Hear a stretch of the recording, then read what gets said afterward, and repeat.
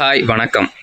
இந்த வீடியோவில் கூலி படம் எதனால் இந்த அளவுக்கு ஒரு நெகட்டிவ் கமெண்ட்ஸை வாங்குனுச்சு அப்படிங்கிற மாதிரி நான் ஒரு வீடியோ போடுறேன் அப்படின்னு நான் அந்த ரிவ்யூவில் சொல்லியிருந்தேன்.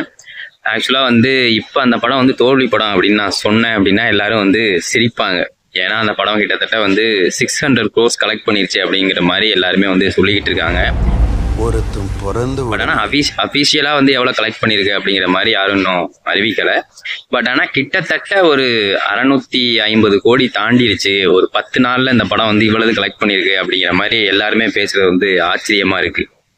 அதாவது ஒழுங்காக படிக்காமல் ஒழுங்காக பரீட்சை எழுதாமல் பாஸ் ஆகிற ஆளை கூட நீங்கள் பார்த்துருப்பீங்க. பட் ஆனால் ஃபஸ்ட் ரேங்க் எடுத்த ஆளை நீங்கள் பார்த்துருக்கீங்களா அப்படின்னா அந்த மாதிரி தான் எனக்கு இந்த கூலி படம் எனக்கு தெரியுது. பட் ஆனால் இருந்தாலும் இதில் சில கேள்விகள் இருக்குது. நான் அதை நோட் பண்ணி வச்சுருக்கேன். நான் அது என்ன அப்படிங்கிறத இன்னொரு வீடியோவில் போடுறேன் அப்படின்னு சொன்னேன் இல்லையா, அந்த வீடியோ தான் இந்த படம். இப்போ ரிலீஸ் ஆகி கிட்டத்தட்ட 10-11 நாள் ஆயிடுச்சு.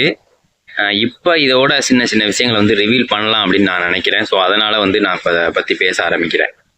இந்த படத்தோட ஒன்லைன் என்ன அப்படின்னா, நம்ம ஹீரோவோட ஃப்ரெண்டான ரஜினிகாந்த் சாரோட ஃப்ரெண்டான சத்யராஜை இறந்து போயிடுறாரு. அவர் இறப்பு ஒரு நார்மலான இறப்பு இல்லை, இயற்கையான மரணம் கிடையாது. அவரை நெஞ்சிலே அடிச்சு கொண்டு இருக்காங்க அப்படின்னு அவருக்கு தெரிய வருது. அது யாரு கொன்னா என்ன அப்படிங்கிறத கண்டுபிடிக்கிறதுக்காக சத்யராஜ் அவர்கள் வேலை செஞ்சு அந்த போர்ட்டுக்கு போறாரு. அந்த போர்ட்ல வேற ஒரு சம்பந்தமா சில விஷயங்கள்லாம் நடக்குது அப்படிங்கிறத அவர் தெரிஞ்சுக்கிறாரு. அதை அந்த வில்லனை ஹீரோ அழிச்சிட்டாரு அப்படிங்கிறது தான் இந்த படத்தோட மொத்த கதை ஒன்லைன்னு வச்சுங்களேன். அவன் எவன் கையில சாகுனான்னு இந்த படத்தோட ஸ்டார்டிங் சீன்ல அவர்கள் தான் அதில் நடிச்சிருக்காரு. அவர் ஒரு அண்டர் கவர் போலீஸ். அவர் அங்கே ஒரு 1.5 வருஷமா வேலை பார்க்குறதா சொல்லுவார். சில விஷயங்கள்லாம் சொல்லுவார். ஏதோ ஒரு இந்த கடத்தல் மட்டும் இல்லை, அவங்க வேற ஏதோ ஒரு வேலை பார்த்துக்கிட்டு இருக்கானுங்க அப்படிங்கிற மாதிரி சில பில்டப் சீன்ஸ்லாம் இருக்கும். அதாவது வில்லனுக்கான பில்டப் சீன்ஸ். அவரை அவர் தான் போலீஸ் அப்படின்னு ஒரு கட்டத்தில் கண்டுபிடிச்சு அவரையுமே அந்த குரூப் கொண்டுடுவாங்க. அடுத்ததான் நம்ம ஹீரோவோட என்ட்ரி காட்டுவாங்க. ஹீரோ ஒரு மேன்ஷன் வச்சிருப்பாரு, தேவா மேன்ஷன் அப்படின்னு நம்ம ரஜினி சார் வச்சிருப்பாரு. அன்னைக்கு மேன்ஷன் டே. அங்கே அந்த சிக்கிடி சிக்கிடி பாட்டுலாம் அப்போதான் நடக்கும். இப்போ சில அறிமுக காட்சிகள் ஒன்று ஒரு ரூமை காமிக்கிற மாதிரி சில காட்சிகள் இருக்கும். அங்கே 114வது ரூமில் இந்த ரூமுக்கு மட்டும் யாருமே சத்தம் போடக்கூடாது, ரொம்ப அமைதியாக வரணும் அப்படிங்கிற மாதிரி அந்த ஒரு கேரக்டர் சொல்லிட்டு போகும் இல்லையா. எதற்காக அந்த ரூமில் ஒரு 18 பேரை அங்கே தங்க வச்சிருக்காரு, எதுக்காக அவருக்கு அடைக்கலம் கொடுத்துருக்காரு அப்படிங்கிற கேள்வி அங்கே ஒரு கேள்வி எழுதிருக்குன்னு நினைக்கிறேன். நமக்கு அதை சஸ்பென்ஸாக எதுவும் லேட்டராக சொல்லுவாங்க அப்படின்னு நம்ம நினைப்போம். பட் ஆனால் அது எதுக்காக அவர் அங்கே தங்க வச்சிருக்காங்க, அந்த 19 கூலிகளையும் எதுக்காக அவர் அதோட மேன்ஷன்லேயே தங்க வச்சிருக்காரு, அது யாருக்குமே தெரியக்கூடாது அப்படின்னு ஏன் ரஜினி சார் நினைக்கிறாரு அப்படிங்கிற ஒரு கேள்வி அங்கே எழுது. அதுக்கப்புறமாட்டி சத்யராஜ் சார் இறந்து போயிடுவார். அவரை பார்க்கறதுக்காக இவர் போவார். சத்யராஜ் சார் இறந்துட்டாரு அப்படின்னு ஒரு கேரக்டர் ரஜினி சார்கிட்ட சொல்லணும் இல்லையா. அந்த கேரக்டர் ரஜினி சாருக்கு என்ன உறவு, சத்யராஜ் சார் இறந்துட்டாரு அப்படின்னு ரஜினி சாருக்கு சொல்றதுக்கு எப்படி அவர் கண்டுபிடிச்சு ரஜினி சாரை கண்டுபிடிச்சு சொன்னாரு அப்படிங்கிற ஒரு கேள்வியும் அங்கே எழுது. அதுக்கடுத்ததா அவர் சத்யராஜ் சாரை பார்க்கறதுக்காக ரஜினி சார் போவார். போனோடனே அங்கே ஸ்ருதிகாசன் மேம் நீங்கள் எங்கள் அப்பாவெல்லாம் பார்க்க வேண்டிய அவசியம் இல்லை அப்படின்னு சொல்லி திட்டுவாங்க. அவங்க மேலே கோபமாக இருக்கிறத காமிப்பாங்க. நம்ம ஒருத்தர் துக்கத்தில் கலந்துக்க வர்றாங்க அப்படின்னா எவ்வளோ பெரிய துரோகம் பண்ணவங்களாவே இருந்துட்டு போட்டுமே, அவங்கள கலந்துக்கிட்டு போனால் நம்ம பேசாமல் உட்காந்துருப்போமே தவிர நம்ம எதுவும் சொல்ல மாட்டோம். இருந்தாலும் அந்த கேரக்டர் ரஜினி சார் மேலே எரிஞ்சு விழுகும். எதுக்காக அந்த மாதிரி ஒரு சூழ்நிலை, அவங்க அப்பா அப்படி என்ன ஒரு கட்டத்தில் கிளைமேக்ஸில் ஸ்ருதிகாசன் சொல்லுவாங்க, எங்கள் அப்பா இந்த மாதிரி உங்களை பற்றி சொன்னார், அதனால தான் நான் அவங்க மேலே கோவப்பட்டேன் அப்படின்னு. அப்படி என்ன இவர் பண்ணிட்டாரு அப்படின்னு அவங்க அப்பா சொல்லி அது ஏன் அப்படி எரிஞ்சு விழுந்தாங்க அப்படிங்கிற ஒரு கேள்வியும் அங்கே எழுது. அதுக்கு அடுத்ததான் இவ்வளோ பெரிய கேங்கை வச்சிருக்க ஒரு குரூப் வில்லன், அவன் ஒரு பிணங்களை மறைக்க முடியாமல், அதாவது என்ன செய்யறதுன்னு தெரியாமல் அரசாங்கத்துக்கு பயந்து அந்த பிணங்களை எரிக்கிறதுக்காக சத்யராஜை தேடி போகிறது அப்படிங்கிறது ஒரு கேள்விக்குறியான ஒரு விஷயம். சத்யராஜ் சார் ஒரு இடத்துல வேலை பார்த்துக்கிட்டு இருக்காரு. ஒரு 5 வருஷமா இந்த ஆராய்ச்சியை கண்டுபிடிச்சி கவர்மெண்ட் கிட்ட போய் அப்ரூவ் கேட்குறாரு. கவர்மெண்ட் அதை அப்ரூவ் கொடுக்கல அப்படின்னு சொல்லுவாங்க. அங்கே அனிருத் அவர்கள் அவரோட அப்பா சொல்லுவார், இது கெட்டவங்க கையில் கிடச்சிச்சின்னா இந்த மிஷின் இந்த நாடே டிஸ்ட்ராய்ஸ் ஆயிரும், அதாவது அழிஞ்சு போயிடும் இல்லையா அப்படின்னு சொல்லுவாங்க. அது நியாயமான கேள்வி தான். அதைத்தான் சத்யராஜ் சார் வந்து மறுபடியும் வந்து செகண்ட் ஹாஃப்ல அந்த வில்லன் கேங்கோட சேர்ந்து செய்வாரு.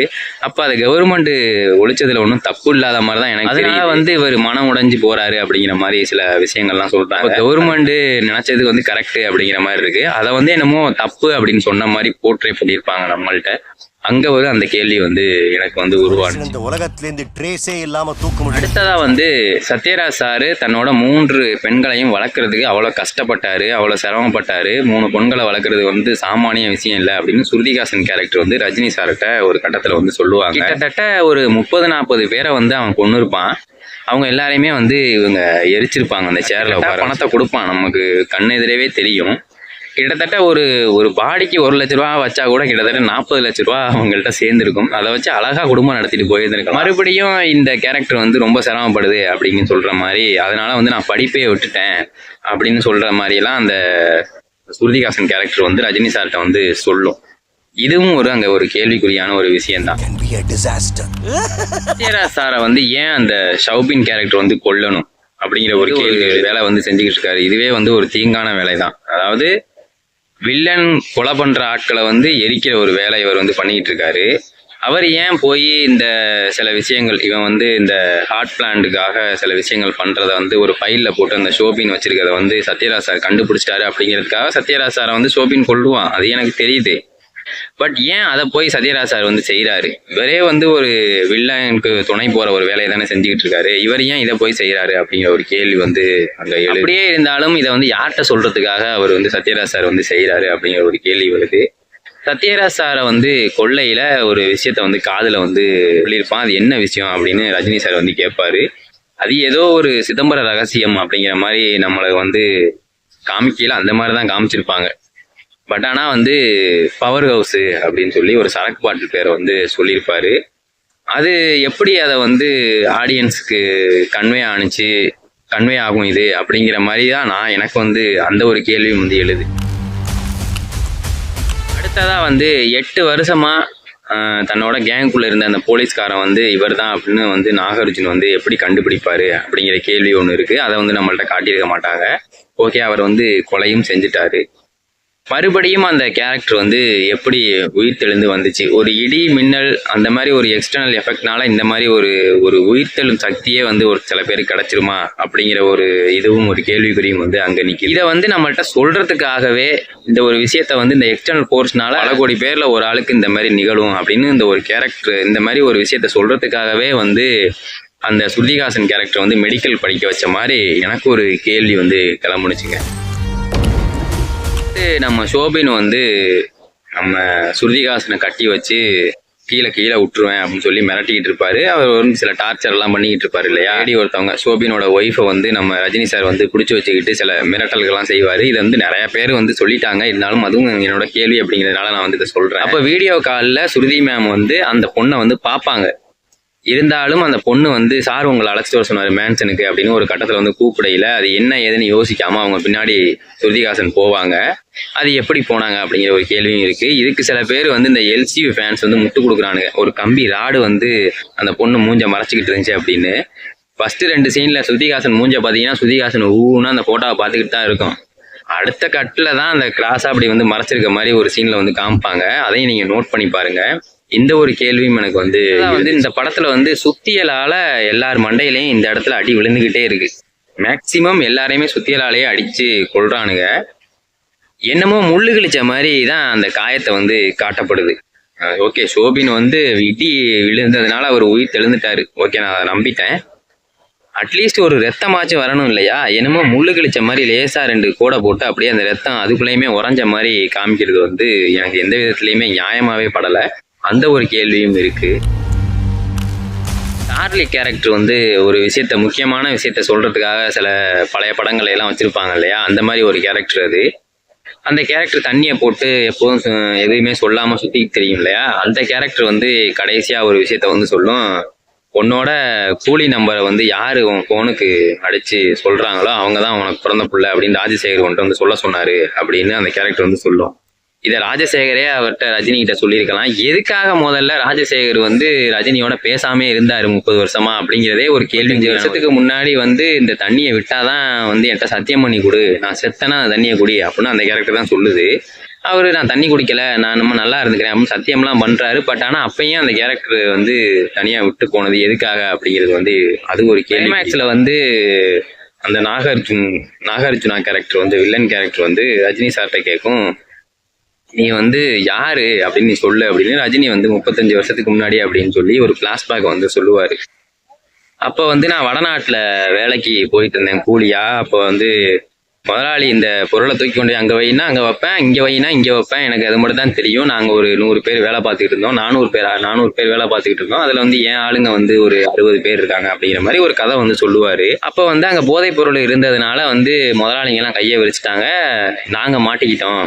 அப்போ அந்த நாட்டோட சட்டத்தின்படி நாங்கள் வந்து சாகிற வரைக்கும் ஜெயிலில் தான் இருக்கணும் அப்படின்னு வடநாடுன்னு ஃபர்ஸ்ட் ஸ்டார்டிங்கில் சொல்லுவார். பட் அந்த நாட்டோட சட்டத்தின் அப்படிங்கிற மாதிரி மறுபடியும் வந்து சொல்லுவார். பட் அவங்க எதுவும் வெளிநாட்டில் எதுவும் வேலை பார்த்துக்கிட்டு இருந்தாங்களா இல்லை என்ன அப்படிங்கிறது வந்து அது எனக்கு ஒன்றும் புரியலை அந்த இடத்துல. அது ஒரு கேள்வி எனக்கு வந்து இருந்துச்சு. மறுபடி நாடு கடத்தி உங்களை கொண்டு போய் வேற ஒரு 100 பேரை கொண்டு போய் நான் விட்டுறேன் அப்படிங்கிற மாதிரி அந்த வில்லன் சொல்லுவான். கடைசியாக வந்து எங்களை கொல்றதுக்கு தான் அழைச்சிட்டு போயிருக்கானா அப்புறம் தான் தெரியும் அப்படிங்கிற மாதிரி அந்த ரஜினி சார் வந்து சொல்லுவார். இதெல்லாமே அங்கே கொஞ்சம் முரண்பாடாகவே நாகார்ஜுனா வந்து அந்த வாட்சை போட்டு கட்டி தான் வந்து ரஜினி சார் வந்து கொல்லுவார். இந்த வாட்ச் தான் வந்து கூலி படத்தோட ஃபர்ஸ்ட் லுக்காவே வெளியானுச்சு. அந்த வாட்ச் பண்ண அந்த இது முறுக்கி வச்சிருப்பாங்களா அதுதான் வந்து வெளியானுச்சு. ஸோ ஒரு மிகப்பெரிய ஒரு கேரக்டர் வந்து இந்த வாட்ச் வந்து பிளே பண்ண போகுது இந்த படத்துல அப்படிங்கிற மாதிரி நம்ம யோசிச்சு வச்சிருந்தோம் இல்லையா. பட் அந்த ஒரே ஒரு சீனுக்காக இந்த மாதிரி வாட்சை வச்சு கொள்ற மாதிரி ஒரு சீன் எடுத்தது என்ன அப்படிங்கிற மாதிரி எனக்கு அது ஒன்றும் பெருசா கன்வே ஆகலை. அது ஒரு கேள்விக்குறியாவே இருந்துச்சு. கடைசியா வந்து ஸ்ருதிஹாசன் தான் என்னோட பொண்ணு அப்படின்னு ரஜினி சாருக்கு வந்து தெரிஞ்சு போச்சு. ஓகே, அதெல்லாம் கரெக்ட் தான். ஏன் அவர் வந்து மறுபடியும் சொல்லல, என் பொண்ணுதாம்மா வாமா நீ என் கூட இருமா அப்படின்னு ஏன் ரஜினி சார் வந்து சொல்லல அப்படிங்கிற ஒரு கேள்வியும் வந்து இருந்துச்சு. இந்த மாதிரி அடுக்கடுக்கான பல கேள்விகள் வந்து இந்த படத்துல இருக்கு. இதுலயே நான் நிறைய கேள்விகளை வந்து விட்டுருப்பேன் என்னன்னு தெரியல. நான் பார்த்த அறிவுக்கு எனக்கு இவ்வளவுதான். இன்னும் நிறைய பேர் வந்து என்னென்னமோ கேள்வியெல்லாம் கேட்டுக்கிட்டு இருக்கானுங்க. எனக்கு வந்து இதை கேட்கணும் அப்படின்னு கதைக்குள்ள இருக்கிற அந்த குழப்பத்தை மட்டும் தான் நான் சொல்றேன். இந்த மாதிரி குழப்பங்கள் வந்து இந்த கதையில இருக்கு அப்படின்னு. இதுல வந்து ஏதாச்சும் உங்களுக்கு ஏதாவது ஒரு கேள்விக்கு விடை தெரிஞ்சுச்சு அப்படின்னா, நான் சொன்னதுல ஏதாவது ஒரு கேள்விக்கு விடை தெரிஞ்சுச்சு அப்படின்னா நீங்க கீழே வந்து கமெண்ட் பண்ணுங்க. இந்த கேள்விக்கு இதாண்டா விடை, நீ வந்தா ஒழுங்கா படம் பார்க்கல அப்படின்னு சொல்லுங்க. அவ்வளவுதான், தொண்டையை கட்டுது. இந்த வீடியோ வந்து பிடிச்சிருந்துச்சு அப்படின்னா லைக் பண்ணுங்க, ஷேர் பண்ணுங்க, சப்ஸ்கிரைப் பண்ணி விடுங்க. நம்ம சேனலை வந்து அடுத்த லெவலுக்கு எடுத்துட்டு போறதுக்கு வந்து ஹெல்ப் பண்ணுங்க. தேங்க்யூ. தண்ணி எடுக்காம வந்துட்டேன்.